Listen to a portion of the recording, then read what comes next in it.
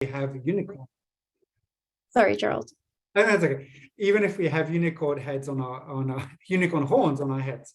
And so we do this in partnership with amazing organizations that include Activity Connection, NAP, and NCAP. So before we get started, I do want to walk us through housekeeping reminders, which is that we can earn up to 6 NAB, NCCAP, NCTRC, and NCCDPCU credits.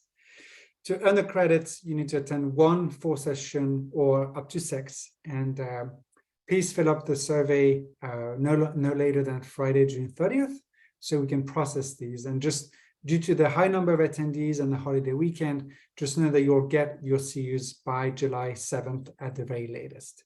If you have any questions, please send them to this specific email, webinars with an S, webinars@linksenior.com. As a reminder, this session is being recorded, so please feel free to listen to it again and or share it.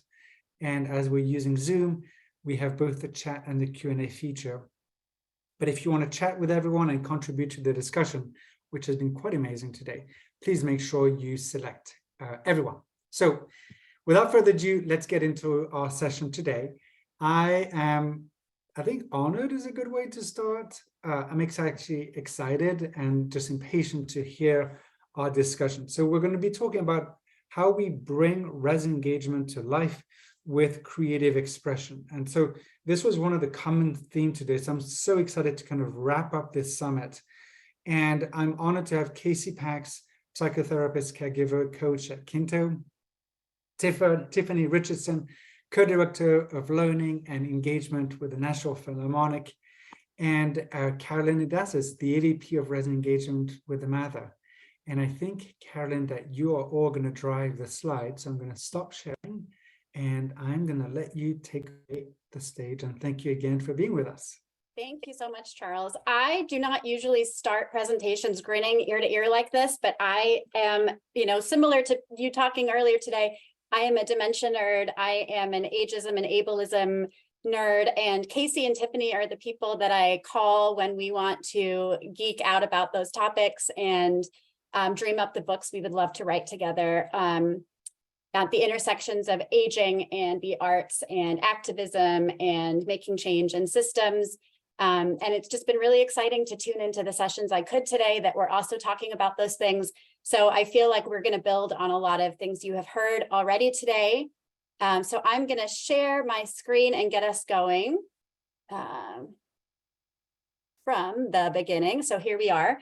So as Charles mentioned, my name is Caroline. I have been in senior living for the past 20 years, starting out as a caregiver, a program coordinator, an art therapist, and kind of moving through different levels of leadership to now be an AVP of resident engagement. And through all of those roles, I have always had this sort of zooming in and out, micro, macro, the individual, the system, society. And I've always felt this urgency around creating change and a real fundamental belief that creativity is the way to create that change and a way to support the older adults in our lives. So I'm really excited for the next hour with you all. We're going to talk about how we can use creativity for transformation within systems and within our industry at the leadership level. So kind of from my seat, from the outside partnership level, which is why Tiffany's here, and from the community and individual level, which is what Casey's going to talk so artfully about. So I'm going to set the stage with some concepts that are really foundational to the way that Mather and myself view integrating creativity into community life. And we are going to focus on memory support for the purpose of this hour, thinking about the systems lens. But I could talk, equally for hours about independent living and supporting adults in the community and all levels of our kind of continuum. So the organization that I work for, Mather, thinks about creativity as an essential ingredient in aging communities. We are based in Evanston, Illinois, and we have primarily life plan communities with a continuum of care throughout Chicagoland, down in Tucson, and coming soon in Virginia. And as an organization, our mission is to change how society views aging. And then just real quick to understand Mather, outside of senior living, we have a community initiatives team that focuses on creative engagement for older adults all across Chicagoland, virtually and in person. And then we have a research institute called the Mather Institute that supports aging research with a focus on wellness and resilience and workforce topics and best practices and innovation. So please look us up. Shameless plug for Virginia. If the ideas you hear us talk about today resonate with you and you share our passion for doing senior living differently, especially around creativity and connection, and you live in Virginia or want to, reach out to me, because I, always am looking for more collaborators and people to work with the older adults in our communities. So having said that, I want to jump right in to this wonderful word, creativity. Because whenever anybody invites me to talk about this topic, I think we have to get some common language. Because so often people think that I'm talking about arts and crafts and the arts cart, or just the art therapists in our community, or the residents that we support that come in interested in visual art. And actually, it's so much more than that. So at Mather, what we are after is creativity, not as a gift from the muses for the select few that are sort of touched with inspiration, but rather something that we can all cultivate, that is a teachable practice and that is accessible to everyone, and that should be woven into every ounce of our community life. And this is the distinction between big C creativity, Howard Gardner's sort of extraordinary accomplishments that move society forward, and little c creativity, how we are all keepers of the culture and the creativity that's built into our species and that is an essential part of being human. My favorite definition of that is from composer Stella Sung, who says that creativity is the expression of an individual's way of looking at the world and translating that viewpoint into something shared with the greater human community. So I want to tell you about this guy. I always mention him to set the stage because back in the early 2000s, Gene Cohen, who was the first head of the Center on Aging at the National Institute on Mental Health, developed a whole new theory of older adulthood called the creative age. And his research is still pointed to 20 years later as some of the most rich evidence for older adults participating in creative expression, whether singing, dancing, writing, making art, making music, as having really significant health benefits. So better health after 1 year, less medication usage, less doctor's visits, increased mood, reduced depression and loneliness, and increased social connections. And I always talk about this because not only did Gene Cohen create this research, but he really advanced this idea that we become more creative as we move through life. And that thinking and his research was really a big pivot from hundreds of years of, the past decades of thinking about aging. Until the 70s, we didn't have a National Institute on Aging, right? We didn't have people saying we need to research and fund programs for older adults because the general perception was that aging was a time of decline and loss. And his research really says that we get more creative as we get older and that our brain is not in decline. It is actually wired to become more creative. So he talks about the aging brain as moving into all-wheel drive. And there's many things that are happening that enable that, but he calls the arts chocolate for the brain. And he said that there was continuing creativity, so older adults continuing something they've always done, changing creativity, so choosing a totally new form of expression, commencing creativity, so those stories you see, on the news of somebody dancing in the ballet in their 90s, and creativity connected with loss. So how important it is for us to use creativity to process the very real changes we do experience as we move through life. And this is still, for me, 20 years later, after his research and after my career started, about a potentially seismic shift in how we view aging, and that we can all continue to make something of the time we have together. We can make our mark, we can continue to express our potential. And I guess I'm saying this to set the stage for Tiffany and Casey, because I want you all on this call to hear that I'm talking not just about picking up a paintbrush, but about inviting you all to view your programs through this lens. What are we creating in this moment? What is being conjured in the space between people? And what shared meaning is being created and felt? And that those creative acts are so essential for our communities. So this is a painting created by a watercolor artist in one of our communities in a skilled nursing neighborhood. And I put it here for you as a visual while I ask you to consider how it feels. I think many of you on this call often feel like a fish swimming upstream. People that engage, that are in activities teams or art therapy teams or engagement teams, I think often feel like we are the fish swimming against the current, and that we sometimes feel singled out as a troublemaker or a voice of dissent that for the things that don't sit right with us about language or protocols or the environments we're in. And I'd like to offer this potential identity for you today as a creative disruptor, which I'm going to say is what's possible when you are in a deficit model, when you're in a care community that maybe still has the systemic implications of a biomedical model, and when you choose to focus on and champion creative strengths instead. And the reason I want to plant this seed is because instead of having to frame that desire for change that you feel as frustration or as burnout or as something negative, what if we could all channel that ability to imagine an alternative into creative action, asserting the marks that we can make on the world and the marks that our older adults around us can make on the world.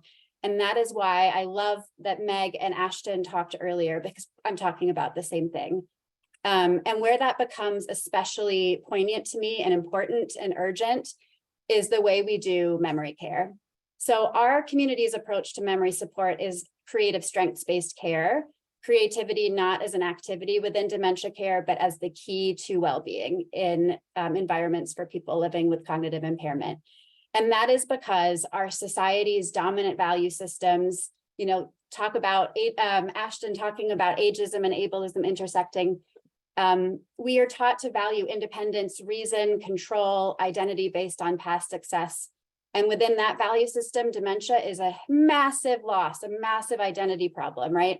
But people living with dementia have so many other strengths still present that are so often tied to creative expression and being in the moment and using our senses and improvising and connecting.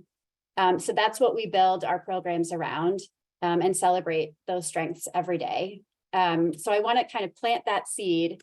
One more thing I'm going to say before I pass this baton to Tiffany, I'm going to keep my eye on the time. So we have time ideally to talk after this. Is Mather Institute, our research wing that I mentioned earlier, has a person-centric wellness model. And I put it up here. We're not going to go into all the theory around this, but I really want to plant the seed with you all. That when we talk about wellness so often, and I think Ashton mentioned this too, we think, oh, well, am I exercising? Am I eating enough kale? Have I made choices independently that are going to make me well? And if I haven't done those things, it's my personal failing. So our wellness model in the middle does have autonomy, affiliation, and achievement, things that are kind of for the individual, right? That we are more likely to experience well-being when it's something we're choosing to do, when it's done in the context of meaningful relationship, and when we feel celebrated for our accomplishments afterwards. But the part of this model that I get really excited about is the just presence of individual, community, society. That if we're talking about wellness, we have to acknowledge the impact of our community and of our society, and that there are positive things that are enabling us to experience well-being, no matter what our diagnosis or situation, but there's also major obstacles. And if somebody's living with dementia and they're kind of just viewed as, oh, they have this terrible diagnosis, they probably can't experience well-being, that's awful for them. That totally overlooks the fact that it is a systemic societal problem so often. It's the lack of access to connection to resources. It's the stigma around having this diagnosis. And that's what we need to tackle, not just autonomy and connection and achievement. So when we talk about creativity in care environments, it's that shift that I'm really excited about, this awareness of the system. And that, yes, we want to be creating experiences that enable somebody to make their unique mark on the world, feel connected to each other, and feel incredibly proud of their identity and what they've done and who they are. But we also want to think about those visible or invisible divides and invite relationships between people that might not be able to connect otherwise. And on the societal sphere, that outer ring, challenge perceptions of aging by creating a platform to amplify older adult voices. So this is the way I think about memory support. This is the way I think about creative aging. And I really invite you to think about that too, so that honoring the expression and identity and unique choices of each individual.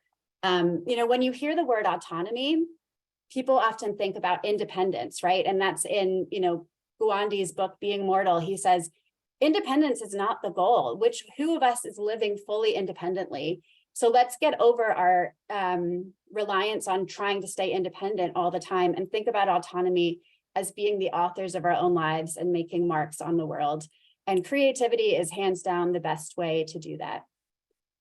So I know I get very preachy, but I want to show you this ripples image because I see my time here with you as a call to action to hopefully get you all thinking, you know what, I'm part of this movement. This is work that I'm doing every day.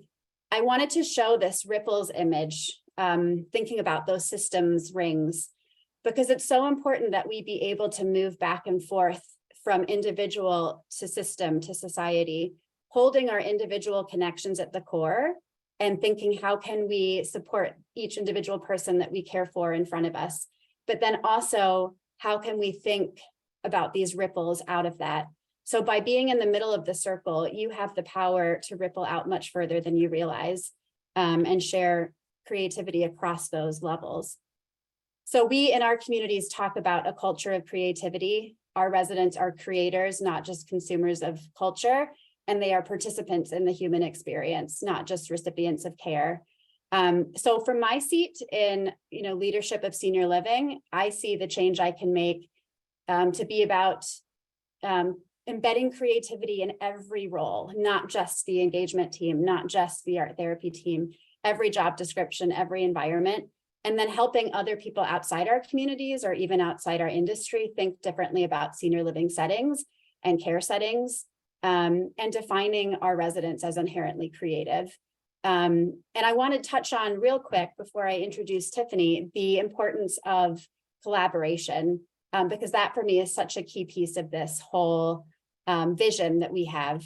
And back in, I guess, early pandemic and through last year, we started hosting these creative aging innovation forums with Georgetown University and the Kennedy Center, inviting people from diverse fields. So the whole point of our virtual forums was to say, how can senior living, arts organizations, and academic settings be working together to transform aging in this country? And how are we all doing creative aging work, but in completely different silos without talking to each other? So please click or copy this link and download the report, because we produced, I think, 16 abstracts of ideas we'd really like to see in the world of creative aging. And one of the people in that forum with me was my wonderful colleague, Tiffany, who is, I think, going to really bring to light how we think about collaboration. And as we go through this hour together, we're going to get more and more specific about things you can do in your community, and hopefully have some time at the end where I can shoot some questions at them and we can take the conversation further. So Tiffany, fire away.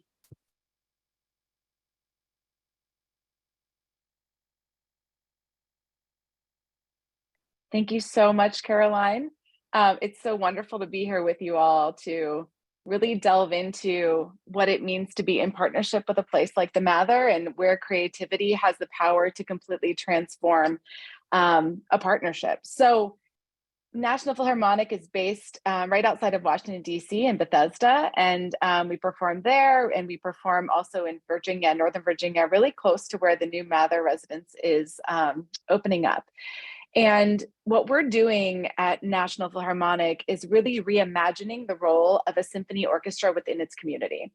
What does that mean? I saw the ripples image that Caroline just showed, and I think of us in the center, but really, what are we doing? We can't just be on the stage. We need to be serving the needs of the communities that ripple out for that. And I think our partnership and collaboration continues to show us new ways to do that.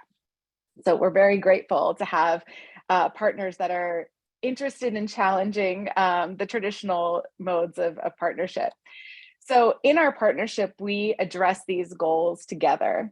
We're looking at constantly finding new ways to create access to arts experiences. We're using art as a vehicle for skill building, empathy building, and human connection. We're creating more equitable opportunities through the orchestral world, but also within our communities. And we're always looking to disrupt traditional pathways to the arts. So that looks like a bunch of different ways of addressing our programs. And during the pandemic, we started, like many other people, arts organizations, by streaming concerts into senior communities. We started working with the Mather at a time when streaming concerts was not needed. And as we looked into that, living into the pandemic, we realized that we really needed to get creative and innovative very quickly. So we streamed our concerts in fully streamed season, and we started bringing in guest artists to do talks. And that's much like what was happening, around the world. But as the pandemic progressed, we saw that access issues to the concert hall were not disappearing. And Caroline had a former collaborator who had a really interesting idea around using virtual reality. We know many senior communities are using that for different types of experiences, but what we were able to do is create a virtual reality experience for Mather residents across the country. And you'll see here in this center video, there's a red roped off seats in the second row. And that's where the 360 camera lives. This 360 camera captured our concert live and streamed it to the Mather residents that you see here in these pictures on the right. And they were able to be with us live across the country for this concert experience. So it's something that we've just started to do in 2023, but we're excited to see what the possibilities are for bringing seniors that are not able to actually meet us in the concert hall to bring live music to them wherever they are. Next up, we created a harmonic justice initiative at National Philharmonic in 2020 because we needed a way to address what was happening in the world around us, arts and racial equity, talk about topics of diversity, equity, and inclusion, and look at our art as what responsibility do we have to society around us and what's happening. And in 2022, we gave the world premiere of a piece called A Knee on the Neck, which was written to commemorate the life of George Floyd and others that had lost their lives to police brutality. And down here in the left photo, you'll see composer Adolphus Hailstork. You may have heard of him before. His music has been performed at President Biden's inauguration and many other places around the world. But he was inspired by words written by the poet, Dr. Herbert Martin, that was standing next to him on stage here.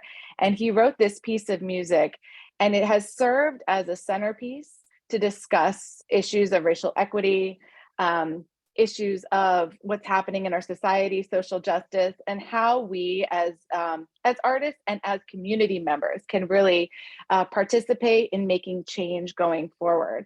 So we were able to bring composer Adolphus Hailstork and Dr. Herbert Martin to Mather communities through Zoom and have conversations with their community, with both Mather residents and with Mather staff. So intergenerational conversations around these very challenging topics. And this was all possible or made a little bit easier to broach by having this piece of art as the centerpiece for our conversations. Our Color the Music initiative is something that National Philharmonic has been doing for many, many years, but it was originally designed as a program for elementary school students to create visual art inspired by music of National Philharmonic concerts. And Caroline and I were looking for ways to engage when we first started partnering with each other during the pandemic, seeing how could this have an impact for the senior community. And so we worked together, Caroline and her team at the Mather, to translate this program to be dementia friendly, to create new lesson plans, and to really focus on concert programs that would be well suited for this type of program. So you'll see here, this is some art that was created by artists inspired by our NASA, one of our NASA programs. And this is art that was inspired by a very popular classical music piece, Gustav Holst's The Planets. I'm sure if you've ever watched Star Wars, you hear the themes that were present in that movie music. It's inspired by a lot of this.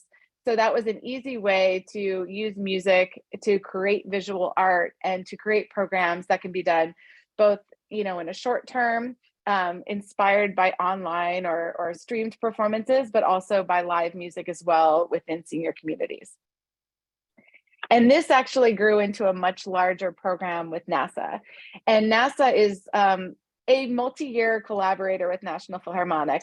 Our work with them first started when we took the Gustav Holst, The Planets piece, and NASA paired some photography with it, and we did a live concert in that way. And that was what first inspired the Color the Music program. But this has now grown into a whole new program this year, and Mather's a big part of that. And so this program this year was called Cosmic Cycles, and NASA did the opposite of what we initially started. Their team of video producers produced content with no sound and handed it to our composer, Henry Dillinger, and he composed an entirely new work of music called Cosmic Cycles. And it goes through all the different Earth, moon, stars, all these different elements of the galaxy, and brings to life these incredible images from the Webb telescope and so many other parts of science. And what we did with the Mather was create a call for art. So as we were performing the premieres just in May of 2023, you'll see these images here. These are our call for art, and these are Mather artists that designed these artworks inspired by images they saw from the Webb telescope. So the Mather artists across the country were able to be a part of our world premiere concerts that we were doing in the Washington, D.C. area. We were able to host panel conversations with the NASA team and NASA producers, both in person and on Zoom. And we are currently in the process of creating an intergenerational STEAM program in collaboration with NASA to continue to bring to life this piece of art, this musical piece of art, but for more intergenerational artistic creation. So working with Mather really continues to create new opportunities for us as a musical organization to challenge our creativity and to bring it to life in so many new ways. Thank you so much, Caroline. Thank you so much, Tiffany. I love that you shared things we've been doing really recently, because I feel like Tiffany is really bringing to life how for us lifelong learning and creativity are so hand in hand. I mean, bringing people that are fascinated with new telescope images from the James Webb Space Telescope, getting them involved with music, art, really breaking down the silos for what lifelong learning means to people. And I also want to highlight that the examples Tiffany just gave, we really try to work across all levels of care. So independent living residents participating, memory support residents participating, everything she described, we adapted to our different levels of care. So even, the discussion around DEI and racial equity and the response to George Floyd, we had really deep conversations in our memory support neighborhoods about that, because we were able to experience music as part of it. We had really deep conversations with our employees about that. So using the arts as a way to tap into all these very current issues. So Casey, I want to tee you up. Casey is going to show us an even more kind of specific lens on this around what it looks like to be a catalyst for change on an individual one-on-one level. Thank you, Caroline. So let me share my screen. All right. Okay. Can you see that? That okay? I'm at the end. Hold on. Eee. Okay. So to introduce myself briefly, I'm Casey Pax. I am an art therapist and licensed counselor who I know Caroline and Tiffany because I used to be an art therapist at the Mather, working in one of our life plan communities. And I'm currently now working for a company called Kinto, which supports family caregivers of those experiencing cognitive change. So I'm kind of been in all different realms of what kind of creative aging can be. So I'm going to be talking a little bit right now about how to be that creative disruptor, that kind of term that Caroline mentioned at the beginning of the presentation, and kind of bringing that systems lens to an organizational level and an individual kind of level. Caroline painted this beautiful picture of this bigger picture of creative kind of disruption and the systems lens for us. And Tiffany gave that great example of how partnership can really be possible to really strengthen that, what a good partnership looks like. And I'm going to kind of as Caroline said, bring it a little bit narrower and think about how we interact with our residents on a one-on-one level and a group level and within our communities itself. But before I do that, I wanted to kind of also paint a little picture of some things when I think about what creative disruption of doing creative programming means. I want to lay a foundation of a few terms that I think are really key when we think about these things. And one of them is selfhood. So before we talk about the how, about how to be a creative disruptor, I wanted to talk a little bit about the why, about why that's so important. Because it makes sense we want to positively impact these systems that we feel aren't working, like Caroline mentioned, and for the best for staff as well as our residents, you know, and for the activity professionals, of course. We want our residents to be seen as valuable members of the community. And we want, at our core, for our residents to feel they maintain their personal identities, and in other words, their selfhood, as they move through our communities in a life plan community.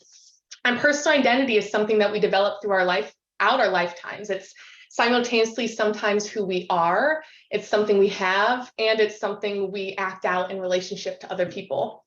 So in a sense, selfhood is relational, and it's how we are perceived by the people around us. So in other words, my sense of self, how I feel about myself, and this feeling of like that I matter, is influenced by my culture and my community. How do people interact with me?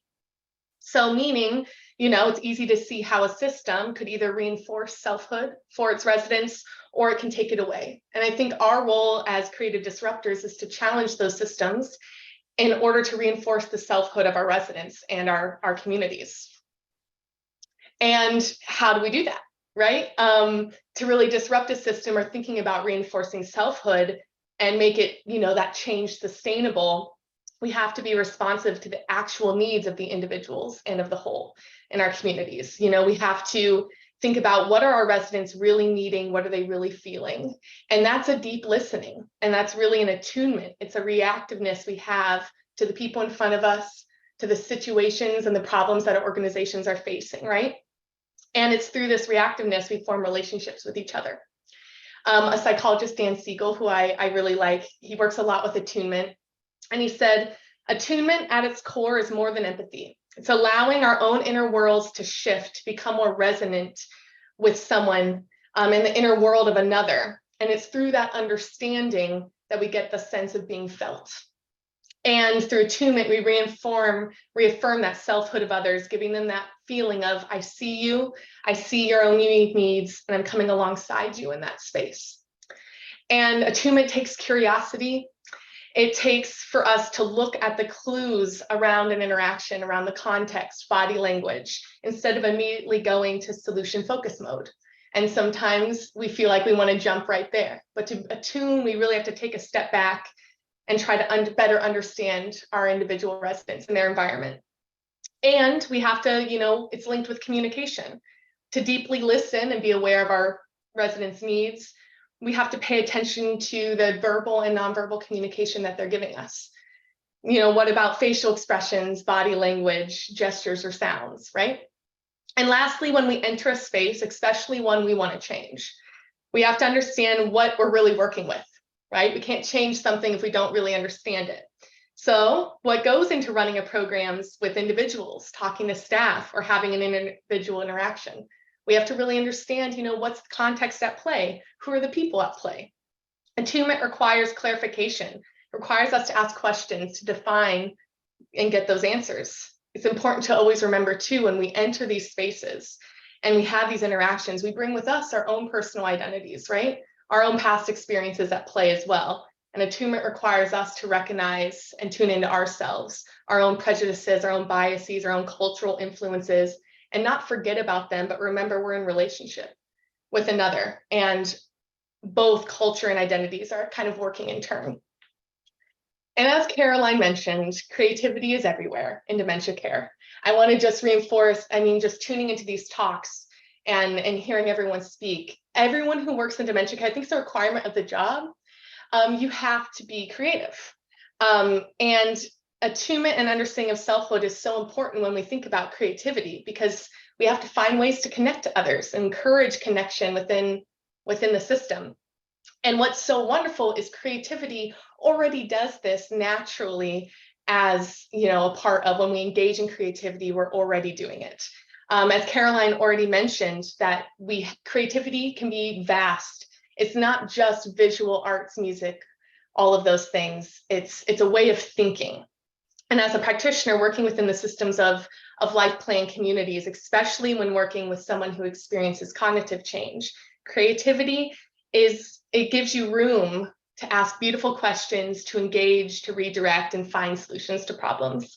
And before I launch into some examples of how this can be put into practice, I do want to just highlight some of the ways creativity can really benefit older adults with or without cognitive changes. You know, some of these are probably familiar to you all, of sensory stimulation, improving cognition, soothing and relaxing the mind and body, leading to a reduction of anxiety and depression, enhancing mood and well-being. And through playfulness and humor and that comes with creativity, it also creates moments for socialization and connection between people, especially to reduce loneliness and isolation, and inherently provides a sense of achievement, a sense of well-being, self-esteem, and a higher sense of control. All of those things adding meaning to lives, increasing that selfhood that I kind of talked about there at the beginning. And they really creativity, what it really does, it enhances that feeling of I matter. And it gives the opportunity to be seen at a deeper level, rather than just a medical problem to be solved or a person to be tended to. It's someone deeply worth listening to and valued. So here are two individual interactions that I want to talk about a little bit today. The one on the left, I was working individually with a woman who she was kind of in, I would say, the later stages of her kind of progression with Alzheimer's disease. She wasn't really verbal, but she was definitely able to communicate, right? As I'm sure you all know. So we were sitting next to each other doing some painting. And I think it's important to kind of also remember when we think about individual interactions of reaffirming selfhood is I'm always looking for bids of connection. And what that really means is those small moments that a person might give to you that says, I want to connect with you. I want you to notice me. And this is kind of important what I'm trying to say, even if it's not verbal. So this woman, I was going to go give her a paintbrush. We were going to do watercolor. And she grabbed my hand and she just moved my finger a little bit. And I was like, that's interesting. But I didn't see it as, oh, she's reaching for the paintbrush. I saw it as like a moment of connection, because I was attuned to her, like we talked about before. And so I kind of pushed her finger back. And all of a sudden I kind of found we were communicating with each other as we were moving each other's hands. And I called it kind of like a hand sculpture. And I feel like that's the power of nonverbal communication, because there wasn't just a person-to-person communication, verbally connection. There was like this physical attunement we were having to each other in time and space. And I think that's part of also the beauty of thinking about being a creative disruptor, in the sense that I was willing to be led by her. I'm willing, and part of that is you're being willing to be led by your residents. And this was, I think a lot of people talked about this, but that, you know, what I had in mind for the session wasn't nearly as important as me attuning to what she was trying to say. And in that moment also, as she started to also paint my hands. That's my hand there. I had a paper, but she took her brush and she started brushing on my hand. And I let that happen because I saw that as she was saying, I see you, I see you. And I really felt that, and I let that be part of our relationship. The second image here on the right is paper clay, really lightweight clay. I was also doing this with a woman who was kind of in her later stages as well, but with much more physical limitations, so much more physical access needs needed. And so I really came in to accommodate her in that way, as we say in the art therapy world, as the second hand. And I think that's important to remember when thinking about supporting residents and attuning to them, is that I was able to kind of ask those clarifying questions to see what she wanted me to move the pieces, and I moved them for her, but it was led by her. So I was coming in as the support for her to allow that connection to happen. And she was also very much doing those small bits of connection. She was directing me very softly, but she was directing me, and I was able to read her to know how she wanted that to be done. You can kind of see her hands there a little bit directing how things are going. Okay, one sec. And we can also think of this in terms of small group interaction, right? We can infuse creativity into every group program that we make, but I think being an art therapist, a lot of my program was visual art related, but creativity can be infused in everything, as Caroline was saying. Often as practitioners, facilitators, we think of we have so much control in a group experience, and it's beautiful. And I think the most important thing is when we allow that control to go back to the residents and we attune to them about where they'd like to take us. And we encourage communication and connection throughout everything that we do. The left example, Tiffany, which is amazing. This is an example of when I was at the Mather, I was there for the partnership with the National Philharmonic. So this is a Color the Music group that I ran with some of the residents in our memory support and skilled nursing community. And in this one, we were doing ambidextrous painting to the beat of the live music that was being played, and they were using them almost like drumsticks, but painting. So it was this beautiful connection of music and art together. And what I love about this image too is that we see two women really using art and creativity to connect with one another. The woman on the far left was so in love with what the woman painting with the orange was doing. She reached across the table and started to paint on her paper. And as the facilitator, I didn't jump right in to say, oh no, don't do that. I wanted to see, what's going to happen and I would intervene if there was a distress, but I didn't want to discourage that connection. And it ended up being this beautiful moment where they were able to co-create together. And I think that's something really important when we think about how to set up a group. Who sits next to who? How do we help communication and connection? How do we facilitate that? Because that's really going to, creativity has that power. And same with when we think about the group interaction there on the right, this woman that day was feeling like she maybe was too tired to stand up and walk to the dining room for art group. And we brought art group to her. And I think that's something also that's really important to remember, that the way we set up space and the way we can disrupt the spaces in our communities can really serve our residents. And we can do that creatively there as well. And we can also use the arts for community change at a broader level. We talked a lot about individual interactions, group interactions there, but we can be creative disruptors on a big scale, right? And whether that's bringing creativity outside of the walls of your organization, or kind of starting to poke and prod at maybe some of the systems within as well. So there on the left is a community art piece. Then when I was at the Mather, we did a creative aging festival in the Evanston community. And we encouraged staff to come, residents to come, intergenerational connections, community to come. We partnered with the city to make this happen on the streets. And what was so great about that is that I think there's really power when you invite staff and residents to connect with creativity. It blurs out those kind of barriers that can happen between staff and residents sometimes when creativity is involved.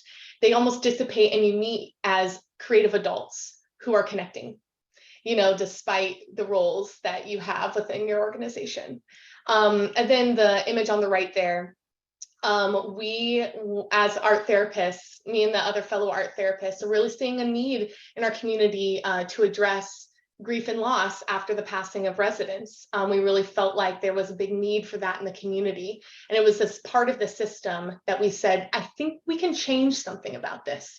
And so we co-created paintings and drawings, memorial portraits of a resident who had recently passed, and invited residents and staff to write down memories and letters to the families. And it kind of stayed within the community, because often, there's not really community space to allow that to be addressed. And what was so great is it not only addressed a need for the residents to honor this person, but also for the staff, who often don't have a lot of space to process the passing of people who they're very close to. Kind of in conclusion, the last kind of bit before we launch into kind of a panel and some other questions is I just wanted to say that change, culture change, and all of those things happens more often, I think, than not, in a series of really small moments, kind of small relationships built on those moments, done consistently over time.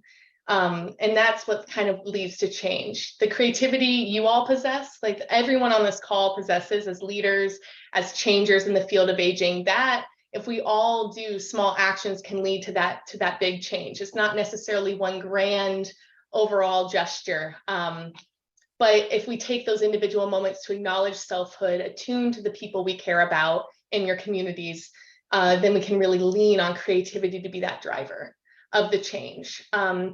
We can work as teams to find creative solutions, to bring that joy, that play, that thinking, that a creative headspace brings us.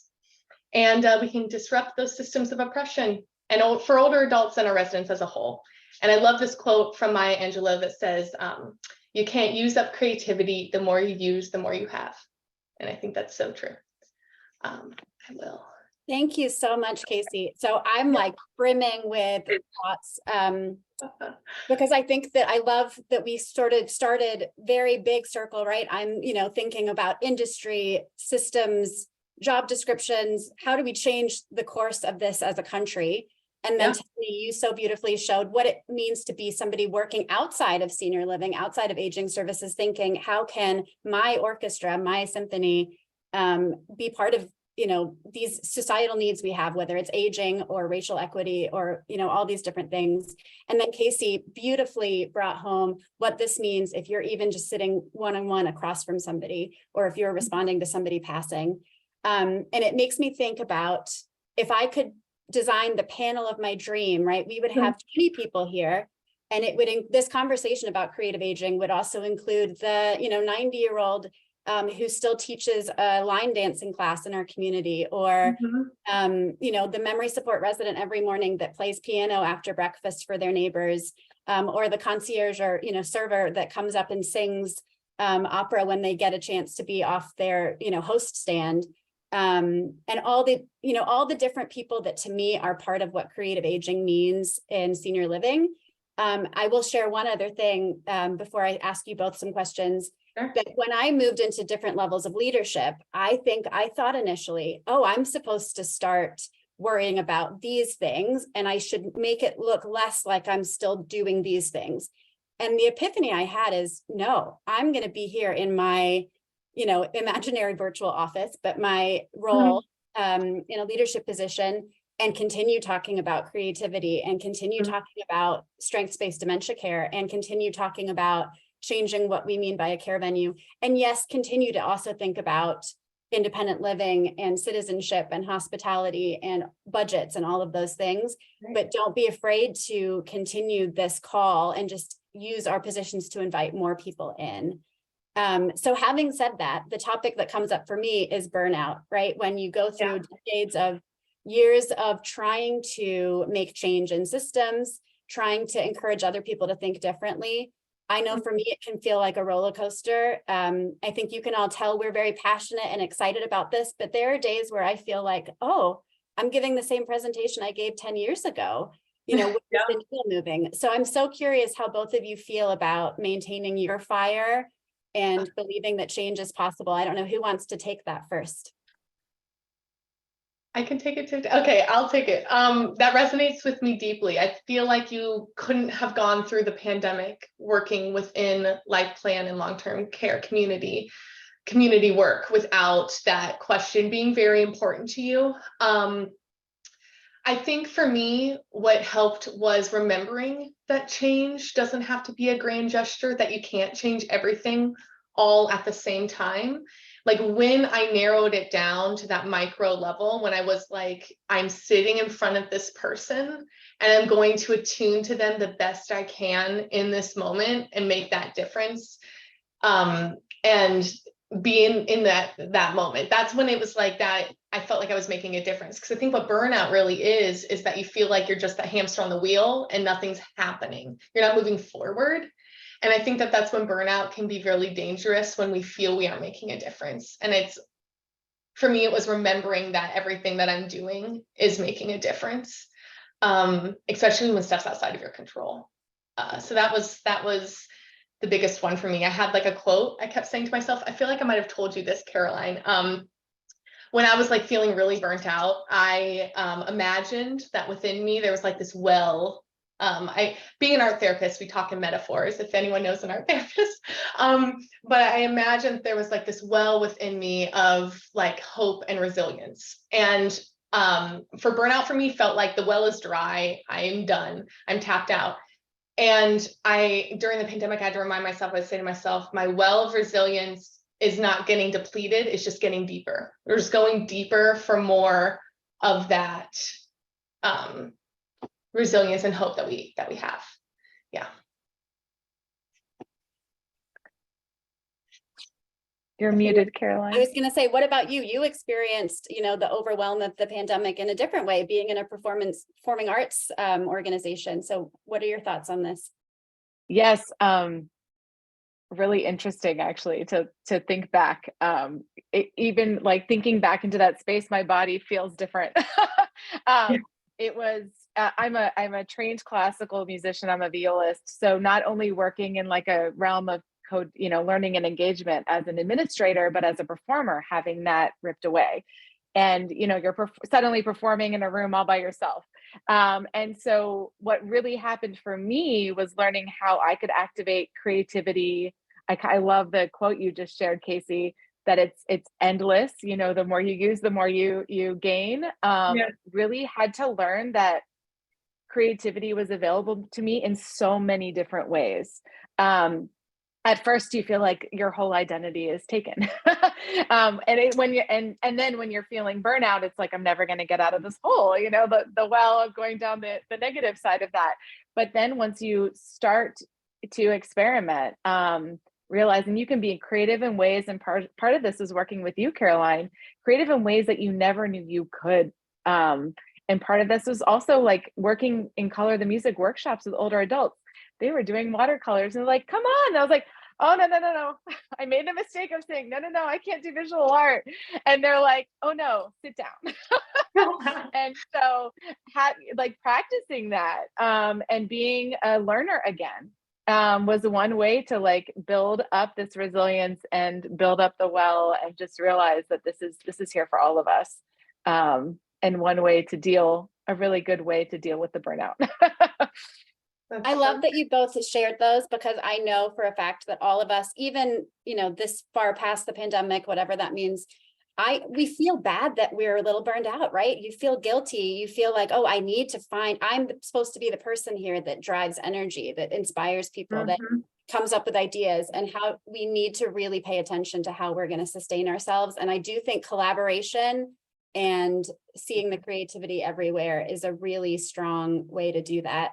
The other thing that came into mind for me when you all were talking is that I love grand gestures, right? I love big art activist opportunities. I love engaging the broader community. But I also think if there's one message you all take away from me today, it is that activism can be what you do every day. That if you believe that creative aging is real and that we do not simply decline into nothingness as we get older, and if you use your daily work, whatever it might be, to see somebody, to connect with them, to honor their strengths, then you are being an aging activist. And that, yes, sometimes we might have the resources and the collaborative energy to do something big and make a difference that's visible on the side of a bus, but we also can do it every day from your chair, whatever that chair is. So that's my call to action, to think of yourself as an activist, just in choosing to see things differently. So any thoughts on that, Casey or Tiffany? I mean, do you define yourselves as aging activists? What's the boundaries between therapist, activist, collaborator, partner, performer? Like, what are those like for you? I think for me, I think the boundaries are very blurred, because I see myself as a creative activist and outside of my job. And I think it's important to, I think when we, especially for the activities professionals and art therapists and community collaborators who I met who really believe that, it's not a 9 to 5. It's something that you bring kind of to everything. I think that creativity is part of my life outside of my job, as is my creative aging work. And I think that's also how you can sustain it too, it's not just the job, it becomes a bigger part of your life. Yeah, and I would totally agree. As an as artists first, but really if we are being our full selves, you're being this version of all of the different parts everywhere. And I growing up in the traditional classical music world, there are plenty of traditionalists. I'm definitely more on the activist, artivist side of things. But if we are being authentic in our connections with our communities and with our peers and our colleagues and wherever we are, I think we're bringing that all the pieces. I agree. I mean, I just love even thinking about what is being conjured in the air, the virtual air between the three of us. I feel inspired. I feel connected to you all. There's a transformation that has happened to me over the last 60 minutes that went from me Yay. giving my, soapbox to really hearing your words and feeling that brain massage. So I hope that something has been conjured for other people too. Charles, I don't know if you are there ready to hop in. If you have questions for Casey or Tiffany or reactions to what we said before we pass this back to you, I'd love to invite you back. Well, let me just share the fact that I guess you probably saw the chat. I don't think it was just the three of you just exchanging some of these elements. I'm for sure you helped a number of people today with that discussion. No, I mean, Karen and I shared that with you more than a year ago.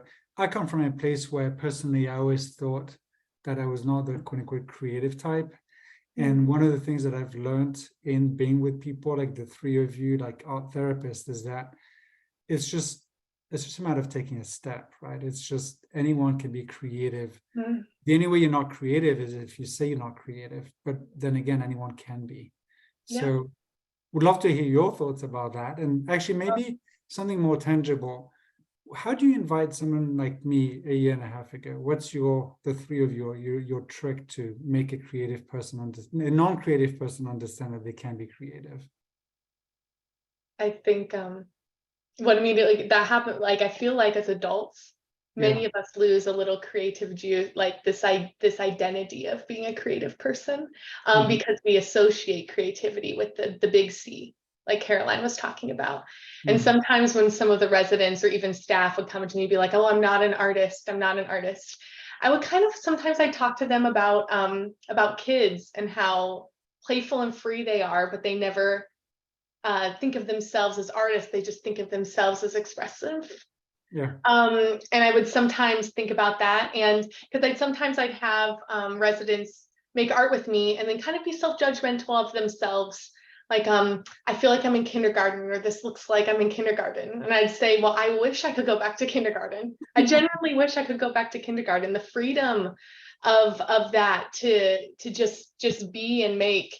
And I think that reframing has been really helpful for people, because I don't think that they expected me to say that.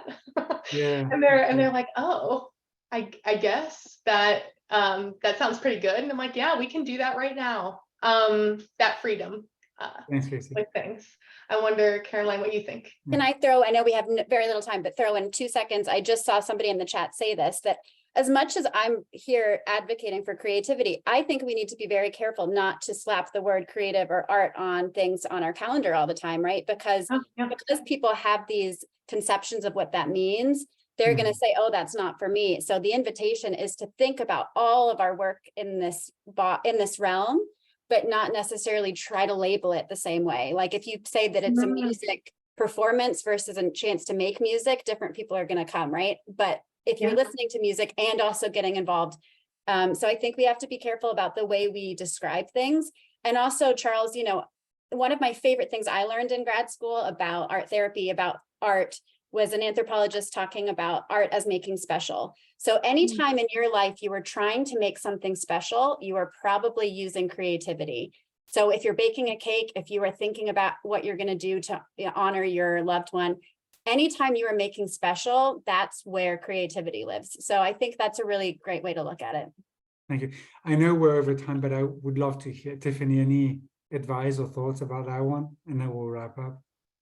The first thing that comes to me is building that connection and learning about their values. I think if you can figure out what's one thing that's important to them, that's an entry point to connecting that to any kind of art or creativity.